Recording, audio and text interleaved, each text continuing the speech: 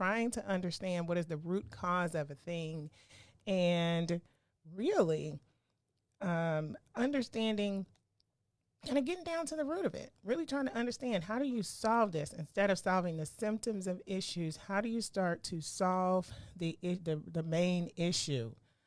So I want to talk today about shame, because in a lot of the conversations that I'm having about divorce, what I'm recognizing is this thread of shame.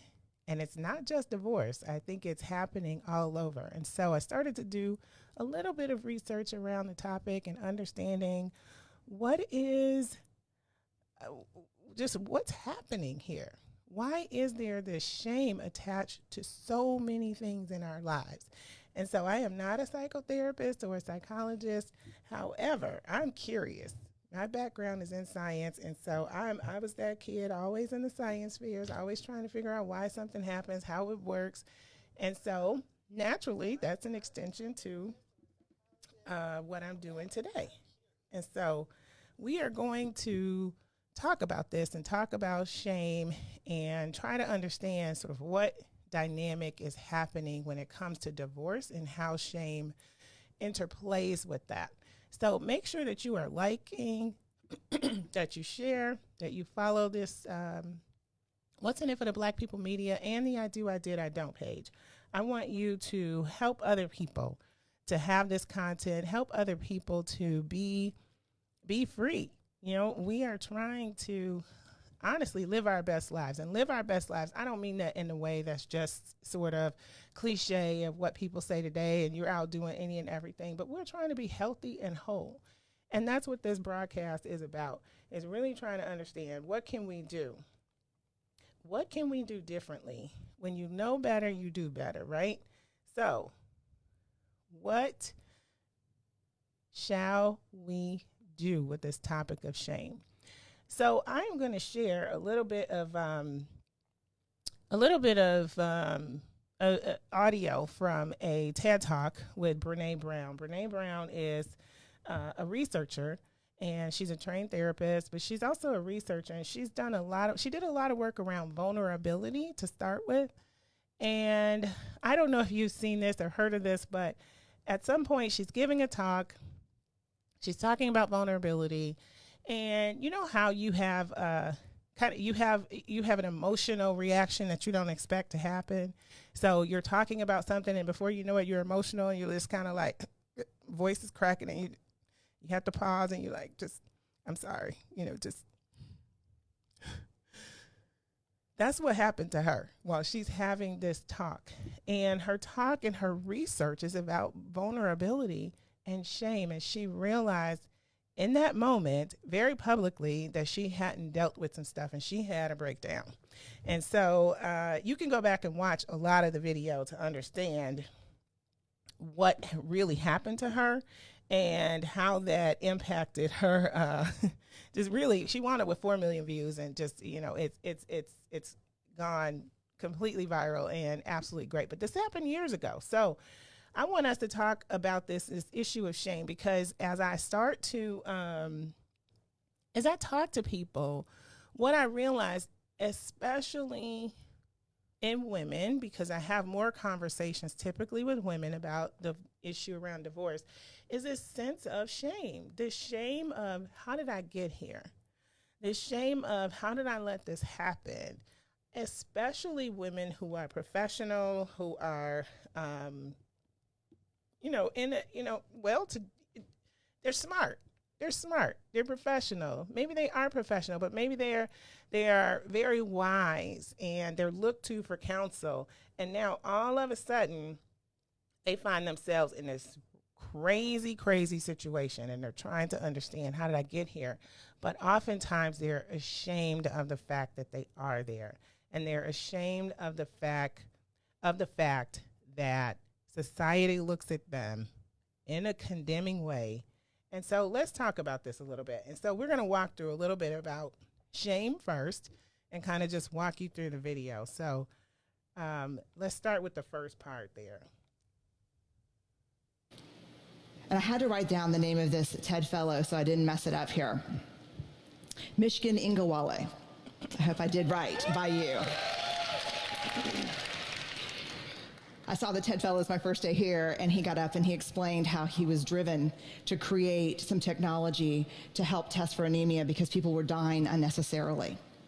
And he said, I saw this need, so you know what I did? I made it. And everybody just burst into applause, and they were like, yes. And he said, and it didn't work. And then I made it 32 more times. And then it worked. You know what the big secret about TED is? I can't wait to tell people this. I guess I'm doing it right now. This is like the failure conference.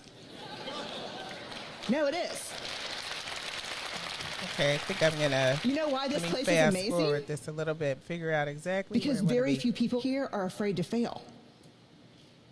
And no one that gets on the stage so far that I've seen has not failed. I have failed miserably. Many times. I don't think the world understands that because of shame. There's a great quote that saved me this past year by Theodore Roosevelt. A lot of people refer to it as the man in the arena quote. And it goes like this. It is not the critic who counts.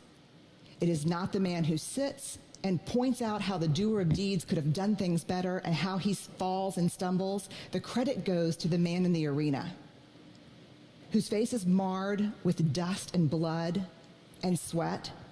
But when he's in the arena at best, he wins, and at worst he loses. But when he fails, when he loses, he does so daring greatly. And that's what this conference to me is about. That's what life is about daring greatly, about being in the arena. When you walk up to that arena and you put your hand on the door and you think, I'm going in and I'm going to try this, shame is the gremlin who says, you're not good enough. You never finished that MBA. Your wife left you. I know your dad really wasn't in Luxembourg. He was in Sing Sing. I know those things that happened to you growing up. I know you don't think that you're pretty enough or smart enough or talented enough or powerful enough. I know your dad never paid attention even when you made CFO. Shame is that thing. And then if we can quiet it down and walk in and say, I'm going to do this, we look up and the critic that we see pointing and laughing 99% of the time is who? Us. Shame drives two big tapes, never good enough. And if you can talk it out of that one, who do you think you are? All right. So that's a good place for us to stop. A lot said there. She gave a little bit of background because this was a TED Talk. But she started to talk about, one, this sense of she gave us the poem, right? The Man in the Mirror. And she talked, not the Man in the Mirror, goodness. I'm thinking music right now. The Man in the Arena. And essentially talked about the person that really should get the credit is the person that's in it, that's doing it, that is trying and courageous enough to give it a shot, whether they fail or whether they win. And I think that's what happens with us in marriage is we are courageous enough to give it a shot. Maybe some might say we're naive enough to give it a shot, right? We give it a shot and it may not work. We may fail, but hopefully we have taken the bumps, the bruises, the body shots, the emotional shots, all of the wonderful things that come with it too. Let's not pretend like it's just all bad. But even when it doesn't work, we've learned something. We've learned something about ourselves. We've learned something about the relationship, about relationships in general. And hopefully we're taking that information forward in a more powerful way, not in a way that feels like we are not good enough, because I hear a lot of things like, oh, well, I'm good enough to be a girlfriend, but not good enough to be a wife. Or I'm not pretty enough. I'm not thin enough. My hair is not long enough. I don't make enough money from the guy side. Or, I'm maybe you're balding and you feel a little self-conscious, or you got a little, all these things kind of play into this piece about shame. But this is what I see happening when it comes to divorce. As she talked about this last part. You're not good enough. And who do you think you are? And I think that happens when we get to this place of divorcing and deciding that we want something different for our lives. Then comes the, who do you think you are? Excuse me. So it comes in that, who do you think you are? Who do you think you are to divorce me? I'm the prize. I'm the person that makes the money. I'm the person that provides the child care. I'm the person who everybody is after. Who do you think you are to do this? But then on the other side, it's the person who wants to divorce who's, well, I'm not good enough. I'm not good enough to go back into the workplace and get a job and support myself because I've been out of the workplace for so long. I'm not good enough to get another guy, another woman, because fill in the blank, right? We have all these different reasons for why we're not good enough. And it stops many of us from moving forward in the power that we have to change our lives and to affect the life that we want to have, because we are stopping ourselves with our own thought process of not being good enough, of I can't do this by myself. I can't raise the children by myself, or I don't have the support network that I need to have, or whatever it is. We are many of us stay in relationships that are clearly not working, that are clearly detrimental to us because we feel like we're not good enough. We're not good enough for whatever that other thing is, right? And so many times, though, we keep trying. We keep trying. So I want to, think about this. We have built for ourselves in this society some societal norms, right? That dictate to us how we're supposed to behave, what's okay, what's not. Some of us, this sense of shame is really rooted around how society sees this, right? So you're getting a divorce and you fail. I still cannot understand why there's such emotional negativity associated with divorce when it happens half the time. It happens half the time. It's like this really weird cognitive dissonance going on with us as a society and how we think about this. So I want you to think about that. Like, where are you in this process? Are you in the I do, I don't, the I did stage, where you're in that I did stage, but you aren't moving back either in power now, moving back to I do, because you're deciding, here's what I want. I'm not going to be ashamed about that. I'm going to ask for it. And either this person can provide it or they can't. And either way, it's okay. Or are you moving toward the I don't stage and you're trying to figure out, how do I get there? I'm stuck in this I did phase, but I'm not making a decision to move forward either way. I'm just here because maybe I have shame about how this looks societally. Maybe I have shame about how this looks or feels in the church.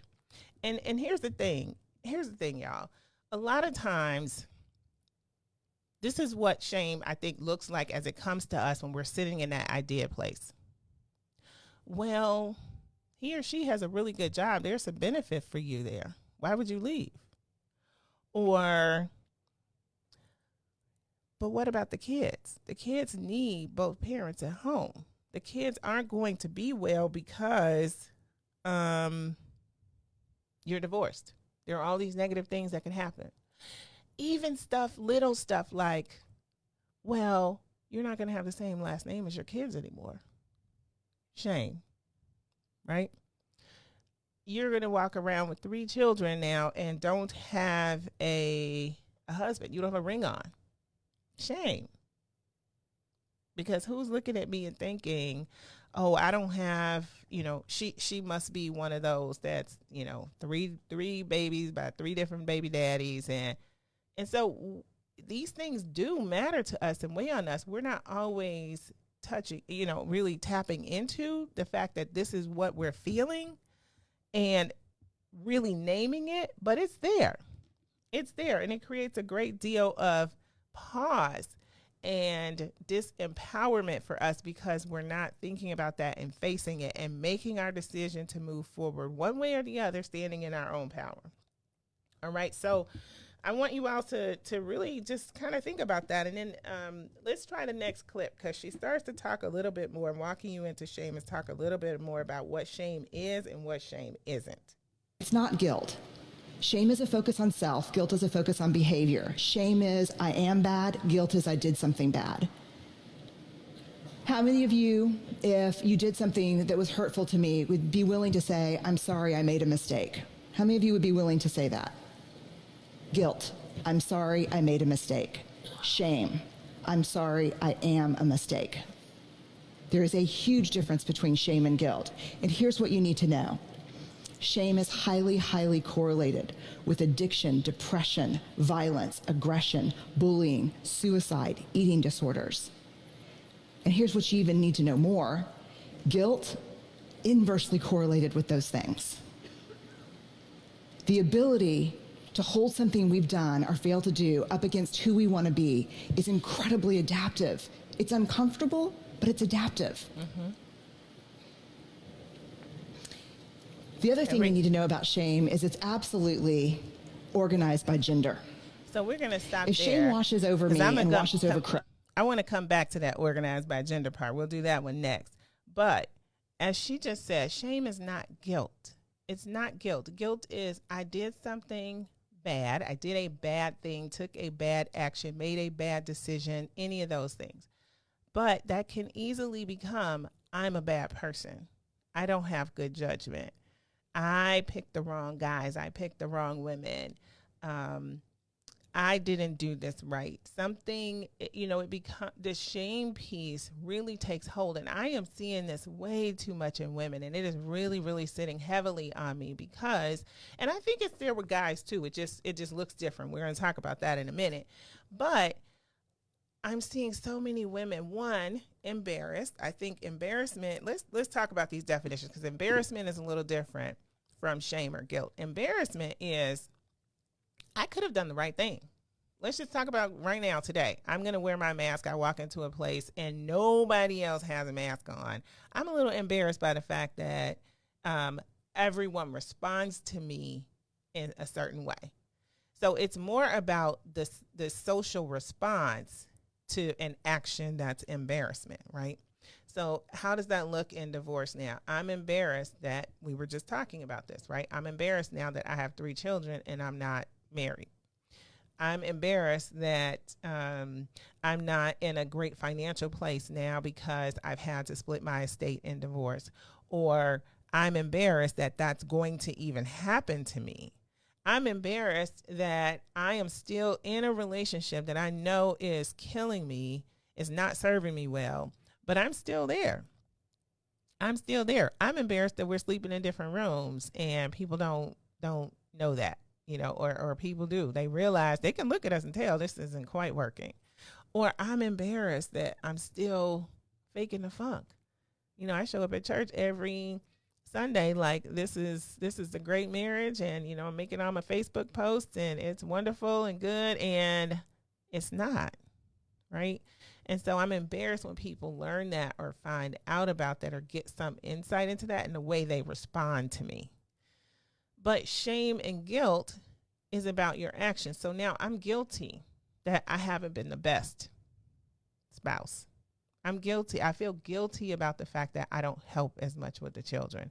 I feel guilty about the fact that I don't earn as much on an equal level to contribute financially in the same way. I feel guilty about the fact that I cheated. Or I feel guilty about the fact that I have an emotional affair with someone else. And so those kinds of things then now can easily start to move you into this shame space, right? So now I feel guilty because I'm a bad person. And I think many times people don't move forward in their power because they feel like, I feel guilty I didn't do everything that I could do. I want to feel like I've done everything that I could do in my power. And I think that's a very honorable position to take. It really, truly is. But I also think that it can be very detrimental for us to continue into something that really isn't serving us well, is really killing us, honestly. And I don't mean, all right, we're having a bad patch. That's not what I mean. I mean, this has been a clear pattern. It is clearly not working for you. It hasn't worked for you for a very long time. And nothing is changing. Nothing's changing. Nobody's working on it. You know, maybe you two have just decided, you know what, we just gonna be ghetto married, and I'm gonna go and do me over here. She can do her over there, and we think that's best for the kids because we're together and in the same household. Like the kids aren't peeping what's going on or have some sense of what's happening. So we fool ourselves, but honestly, sometimes it's because we're not being honest with ourselves and really understanding. We're feeling this shame, and this shame is stopping us from moving forward. So I see so many people who are not moving forward with a decision one way or the other because they're stuck in this cycle of shame because they want the marriage to work and they don't want to be 50 and divorced. They don't want to be out here. You know, they had this image of having this perfect family, and now that's not the case. Or they don't want to start over. They don't want to have to lose the home that they've had all of their most of their life. They want to continue what that is. And so the shame of being that person in your family who was doing great and the one who had the great marriage that now is falling apart, and, oh, look, you know, you're like us, right? All of that plays into people, unfortunately, making decisions to stay in toxic situations. And so I'm talking through this because it's like I said, it's been kind of heavy on me in hearing the shame in women, particularly women, and really helping them to move forward from a place of power, not of embarrassment about what people are going to think or say, not of guilt over an action that they may have taken, or guilt over the fact that they want to be divorced now, and not from a place of shame. I am not a good person. I'm a terrible person for wanting to do this, for wanting to break up my family, for wanting. No, you're not a terrible person for that. You're a terrible person because of the way that you're treating yourself. We don't think about that. And let me say that differently. I don't want to say that. I don't want to say you're a terrible person. What we don't think about is, am I a terrible person to myself? Am I a terrible person to me? Am I treating myself well? Because many times we're so worried about what everybody else says, thinks, does, all of that, and how that's going to impact us. But we are not thinking and giving as much weight to ourselves and our well-being. So let's talk about this piece around shame being organized by gender that she was starting to talk about, because this gets really interesting to me. It's going to feel the same. Everyone sitting in here knows the warm wash of shame. We're pretty sure that the only people who don't experience shame are people who have no capacity for connection or empathy. Which means, yes, I have a little shame. No, I'm a sociopath. So I would opt for, yes, you have a little shame. Shame feels the same for men and women, but it's organized by gender. For women, the best example I can give you is Anjali, the commercial. It's before our time. I can put the wash on the line, pack the lunches, hand out the kisses, and be work at 5 to 9. I can bring home the bacon fried up in the pan and never let you forget you're a man. For women, shame is do it all, do it perfectly, and never let them see you sweat. Mm-hmm. I don't know how much perfume that commercial sold, but I guarantee you it moved a lot of antidepressants and anti-anxiety meds. So, shame for women. A lot of that is wrapped up in, I cannot do the impossible. I can't do it all because society tells me that I should be able to do all of that. Just like the commercial says, basically, I'm going to take care of the home. I'm going to take care of everyone. I'm going to work. And then I am going to please satisfy my man, stroke his ego, make sure that he feels like he's a man in a way that he needs to feel. It's impossible. And we continue to try to do it. And then when we can't, we feel like we failed and we feel shame over that.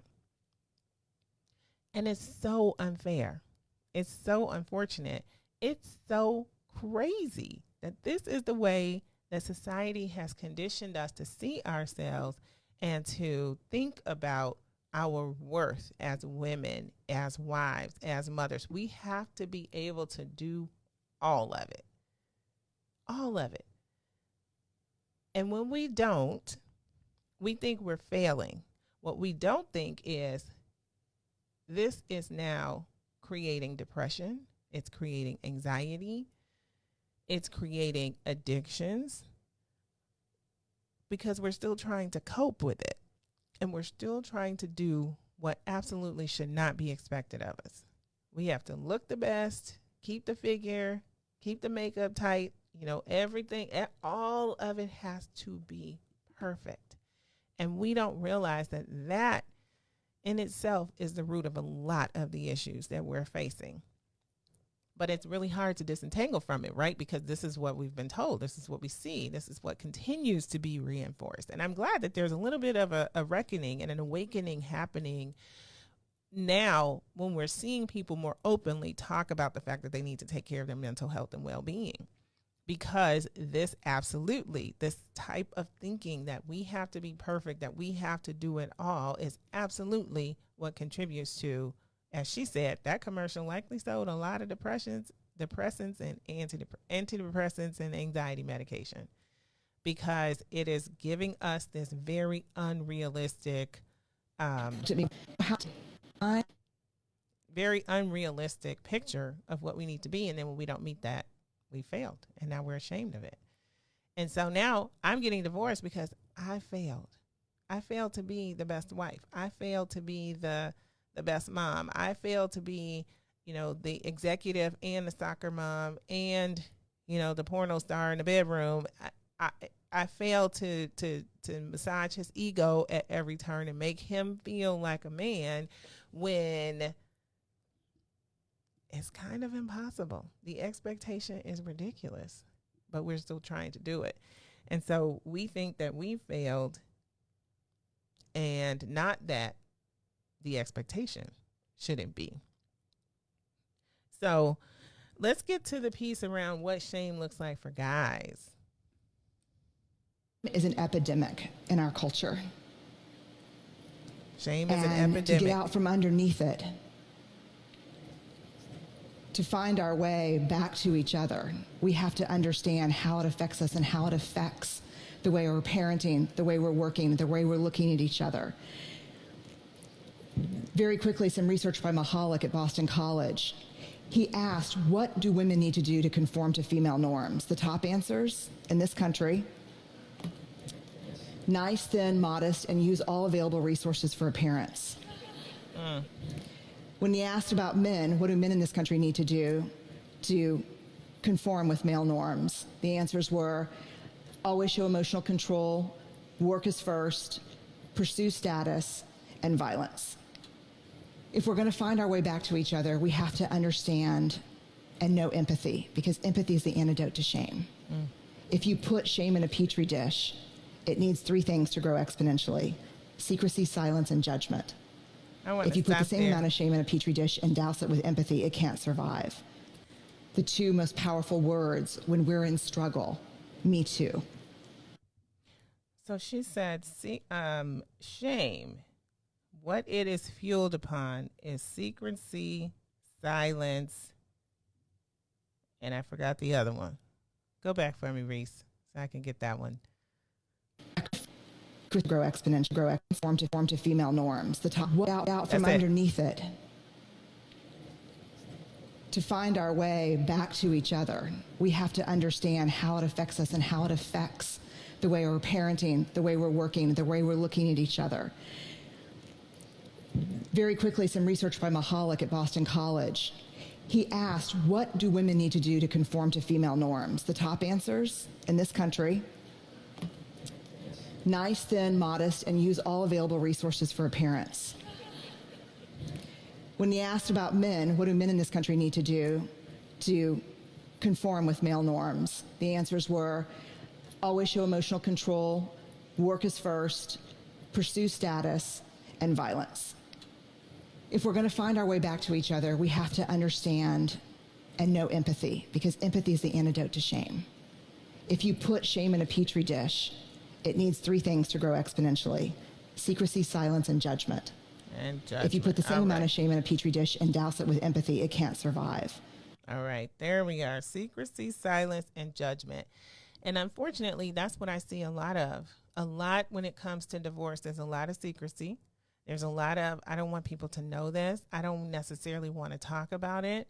And so we don't get the information that we need to protect ourselves in the process, to walk through it in a way that's going to be healthy, in a way that is going to feel empowered, because we don't want anybody to know. We don't want anybody to know that we failed, and we feel this in their eyes, at least, that we failed. And then we feel the shame, and we have to sit with that. We'd rather not let people know this. We'd rather stay silent. Let's not talk about, what happened to me. Let's not talk about, and this is our culture, right? When there are abuses or issues, we've been taught over the years, don't talk about it. Let's not talk about racism. Let's not talk about sexism in the workplace. Let's not talk about ageism in the workplace. Let's not talk about what happens in our household that's dysfunctional and absolutely incorrect. Let's not talk about, this is a good one. Let's not talk about homosexuality in the church. Let's just remain silent. Let's pretend it isn't happening. And so that's what we have learned to do. And that is what we continue to do.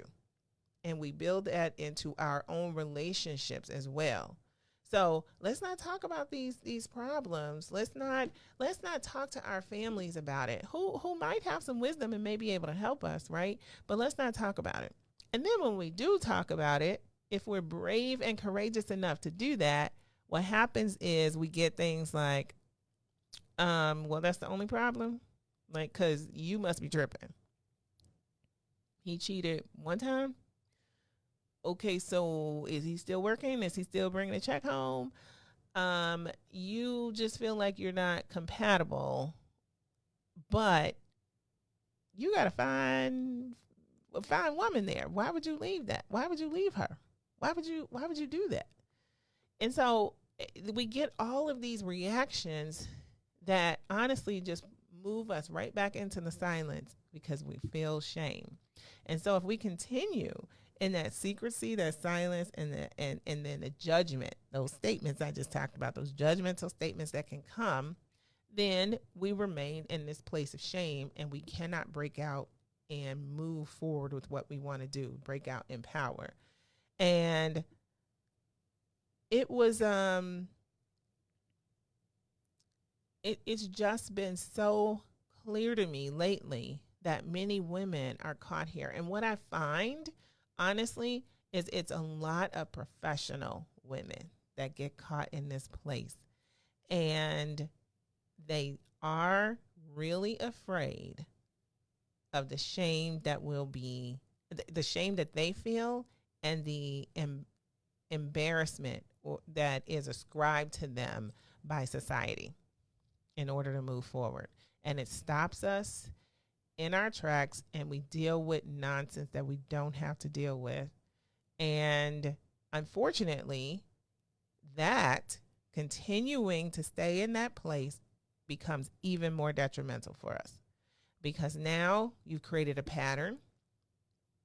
Now you've created a status quo when it comes to the law in terms of divorce. So let's just say you have a spouse who decides, you're doing all of this. Okay, great. I'm just not going to work anymore. I'm going to work on my entrepreneurial pursuits. That's what I want to do.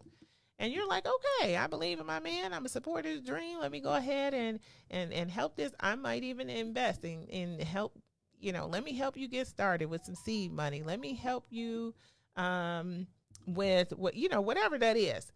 And so now you do these things, and 4 years later, he's still not working. And you're like, yeah, I'm not for this.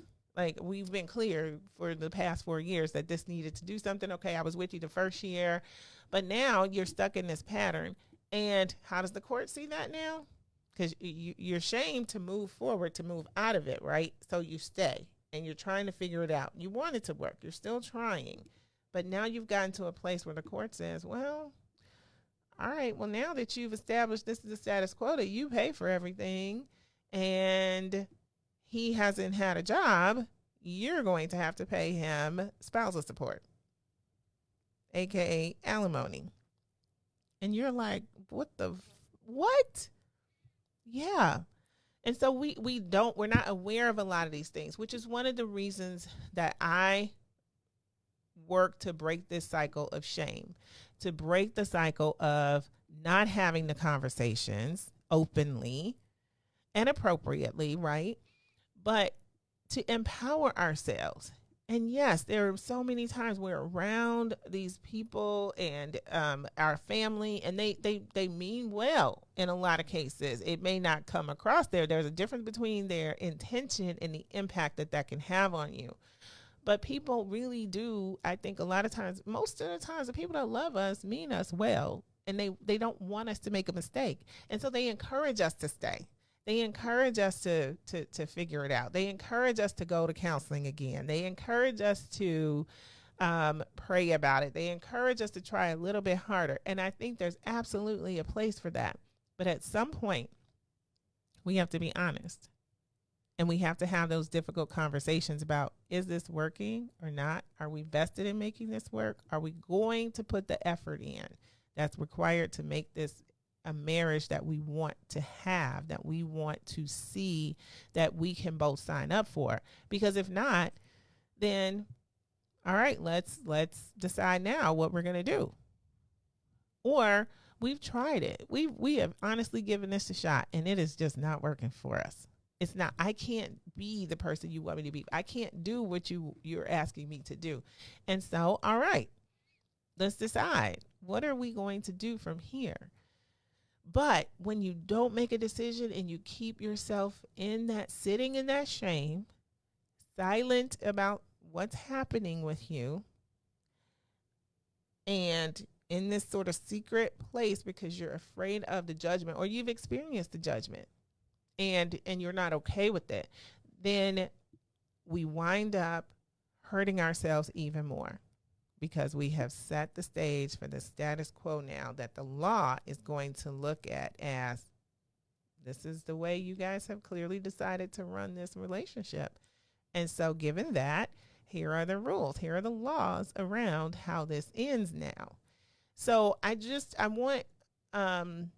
this show because for me, I understand how we can be caught in this place of shame, in this place of judgment. And it is so hard to step out of that and decide, this is what I want and need for me. F everybody else. This is what I need. This is what I want to be well. And then to start to create your plan for what you need to do. Everyone deserves to have what they need and what they want, and to be well. Both men and women in a relationship. And if it's not working, okay, it's not working. Let's learn from it, and let's be vulnerable enough to give it a shot again if we want to, or let's not. If we're just like, nope, I'm good, I'm done, that's okay. Either way. But I don't want us to sit in the shame of, the church says that we should not get divorced, and now we're getting divorced. Or or I want a divorce because it's not working, right? Or the shame of, my parents were married for 50 years and they worked through all sorts of crazy drama life situations. and I'm not strong enough to do that in my marriage, or I'm not willing to make the decision to do that in my marriage, or I'm older now and this didn't work out. Or another one, I met my spouse online, which happens a lot now, right? But I also see people that are like, the judgment of, well, maybe you didn't do that the right way. Maybe you didn't really know the person when you married them. But you did it anyway. And now look at that. Surprise, surprise, it doesn't work. So there are all these things that happen to us and all these things that are ascribed to us, but there are also so many of them are internal to us. And so I want you to think about that and think about the people that are around you in terms of the shame that can be associated with being in a place where you're trying to figure out, do I want to continue this or do I not? And do not let shame drive your decisions. There's a very appropriate place for shame, definitely. But I'm not talking about that right now. I'm talking about the shame that keeps you bound, that keeps you imprisoned because you don't want the judgment, and you stay silent and it continues to get worse. So I want you to be well. I want you to be well on the other side of it. I think this is one of those topics that it's a heavy one for me, but I want you to make sure that you share this with others, because there are many people in our circle that are going through these issues and we don't necessarily know it. But if you suspect it, share it. All right. So this has been Tasha with I Do, I Did, I Don't on What's in It for the Black People Media. Thank you for joining. I hope that this has been great information for you to be well on the other side. Thanks so much and have a blessed day.